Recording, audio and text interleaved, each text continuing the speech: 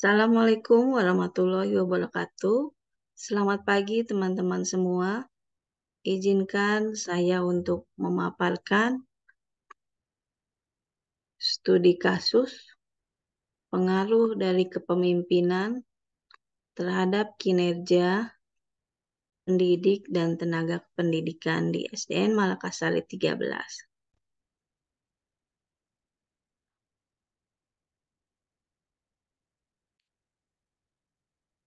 Kenalkan, nama saya adalah Retno Ratitri Ayu dengan nomor NIM 220 2010 249.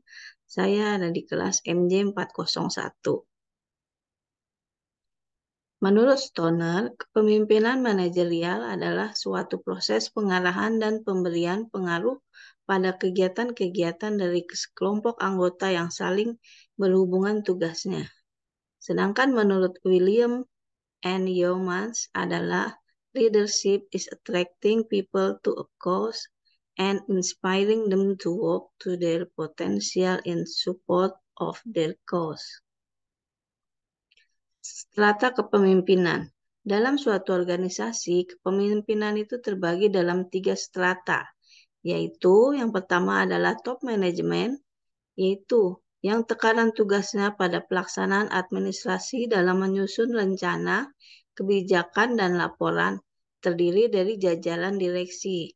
Dalam suatu sekolah, top management ini berada di tangan kepala sekolah. Kedua, middle management, eksekutif pelaksana rencana dan kebijakan organisasi, terdiri dari kepala-kepala bagian. Kalau di sekolah, middle management ini dipegang oleh wakil kepala sekolah. Ketiga, operating management, eksekutif di lapangan yang terdiri dari kepala-kepala unit pelaksana, para pengawas di lapangan. Nah, operating management system ini ada dipegang oleh guru-guru dan staf. Gaya kepemimpinan. Di dalam diagram kita bisa melihat beberapa gaya kepemimpinan, yaitu vision, strategy, decision, challenges, teamwork, creativity, motivation, and ambition. Tapi menurut teori Pat Goal ada 4 tipe kepemimpinan, yaitu kepemimpinan direktif atau directive leadership. Pemimpin yang otokratis, yaitu segala keputusan berada di tangannya dan tidak ada partisipasi dari bawahan. Dalam hal ini, pemimpinan mengambil keputusan sendiri. Kedua, kepemimpinan suportif atau supportive leadership. Demokrasi, yaitu pemimpin yang selalu bersedia menjelaskan segala sesuatu. Ia menganggap dirinya sebagai teman, mudah didekati dan menunjukkan diri sebagai sejati bagi bawahannya. Ketiga, kepemimpinan partisipatif, yaitu pemimpin yang menerima dan mengemukakan saran-saran bawahan. Dalam hal ini, bawahan ikut berpartisipasi dalam segala hal, tetapi keputusan tetap berada pada tangan pimpinan. Keempat, kepemimpinan orientasi prestasi atau achievement-oriented leadership, yaitu pemimpin yang mengajukan tantangan-tantangan dengan tujuan menarik bagi bawahan dan merangsang bawahan untuk mencapai tujuan tersebut, serta melaksanakannya dengan baik. Di sini ada wewenang kepemimpinan. Dalam suatu sekolah, wewenang kepemimpinan ini dipegang oleh top manajemennya, yaitu kepala sekolah. Kemudian di bawahnya adalah wakasek dan operator sekolah.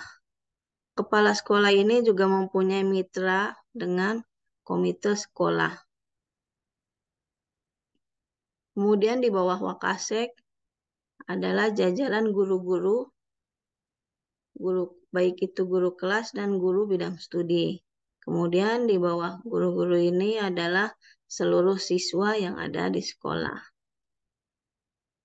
Selain memiliki tugas dan tanggung jawab, kepala sekolah juga memiliki beberapa wewenang dalam memimpin sekolah. Dengan demikian, tugas tanggung jawab dan wewenang bisa juga digunakan oleh kepala sekolah dalam memimpin sekolahnya untuk bisa terus berjalan dengan lancar dan sesuai dengan program visi misi yang telah dirancang pada awal kepemimpinan. Adapun secara umum, wewenang kepala sekolah adalah mengesahkan berbagai perubahan dokumen yang dibutuhkan, mengendalikan dan mengontrol sistem manajemen mutu. 3. Memberi teguran pada pegawai yang terbukti telah melanggar disiplin dan tata tertib, mendelegasikan tugas kepada wakil kepala sekolah apabila berhalangan untuk hadir dalam suatu cara atau kegiatan. Kemudian mengesahkan adanya perubahan tentang kebijakan mutu organisasi. Menerima, memindahkan, serta mengeluarkan siswa. Kemudian menandatangani berbagai surat yang dibutuhkan dalam urusan eksternal maupun internal sekolah. Kepala Sekolah di SDN Malakasari 13 memiliki gaya kepemimpinan yang suportif, partisipatif, dan orientasi prestasi. Dengan kepemimpinan, kepala sekolah mampu merangkul semua bawahannya untuk bekerja sama mencapai tujuan. Seluruh pendidik dan tenaga pendidikan juga memiliki keinginan untuk maju. Mereka semua mau belajar dan berubah untuk maju, sehingga sekolah ini mampu menjalani predikat sebagai sekolah penggerak.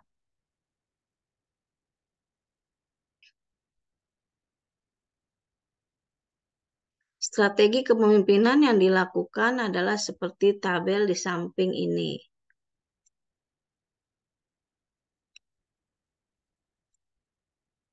Pengawasan dan supervisi. Setiap pagi, kepala sekolah melakukan briefing, yaitu menyampaikan info terupdate dan menanyakan bagaimana progres suatu hal yang akan dan sudah dijalankan. Kedua, mendengarkan. Kepala sekolah mendengarkan apa saja kesulitan yang dihadapi, termasuk yang ada kaitannya dengan profesionalisme pegawai.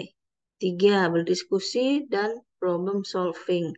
Kepala sekolah mendiskusikan setiap hal yang akan dilakukan atau sudah dilakukan, memecahkan suatu masalah bersama dan mencari solusi secara bersama, baik itu intern dan ekstern. 4. Merencanakan dan mengarahkan. Kepala sekolah membagi-bagi tugas dan wewenang sesuai dengan kemampuan dan bakat yang dimiliki masing-masing pegawai. Begitu juga untuk mendelegasikan suatu kepada komite sebagai mitra sekolah. Kelima, memotivasi dan mendorong. Kepala sekolah selalu menyemangati dengan motivasi dan mendorong guru untuk mau belajar, berubah untuk maju. Keenam, berpartisipasi. Kepala sekolah selalu ikut berpartisipasi dalam semua kegiatan yang dilakukan. Jadi tidak hanya memerintah dan mengatur, tetapi ikut bersama-sama dengan guru untuk melaksanakan suatu kegiatan. 7. Memberikan penghargaan. Setiap manusia butuh apresiasi dan itulah yang dilakukan oleh kepala sekolah.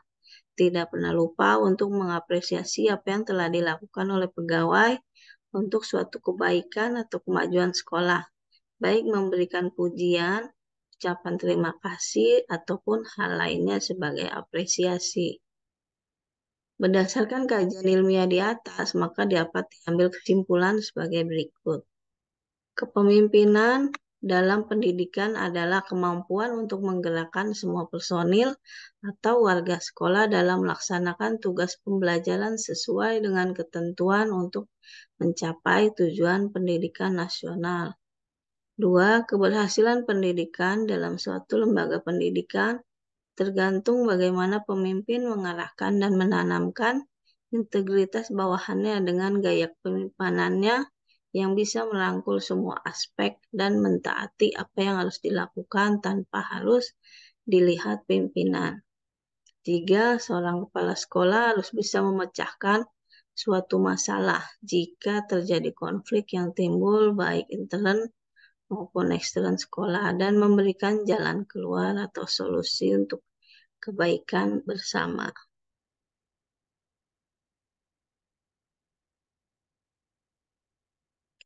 Baik, demikianlah yang dapat saya sampaikan.